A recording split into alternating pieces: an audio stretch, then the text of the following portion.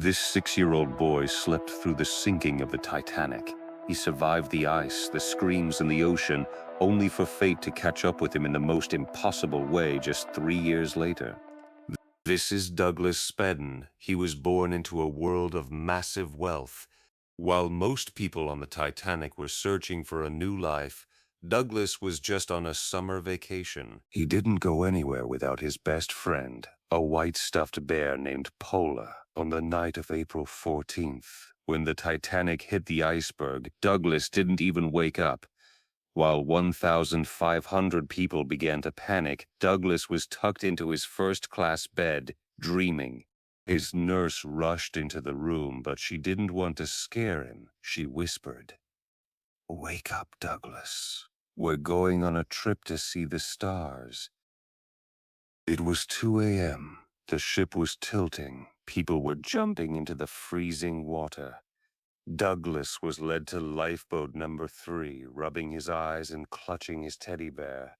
As they lowered the boat into the pitch-black Atlantic, Douglas fell back asleep. He slept through the ship breaking in half. He slept through the cries for help. When he finally woke up, the sun was rising over giant walls of ice. He looked at his mom and asked, "Where is Santa Claus?" He literally thought they had arrived at the North Pole. The Spedden family became famous. They were the lucky ones. Every single person in their group survived, including the bear. His mom even wrote a book about the bear's adventure, so Douglas would always remember how lucky he was. They thought the danger was over. They thought they had cheated death. But fate has a dark sense of humor.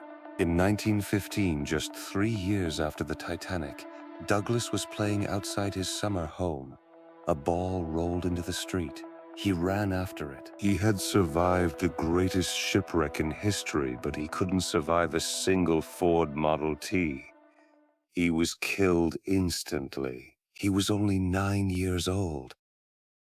His mother was so destroyed by the loss that she never wrote in her diary again.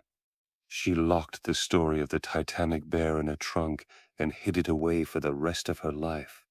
The book sat in the dark for 80 years until a relative found it in the 90s.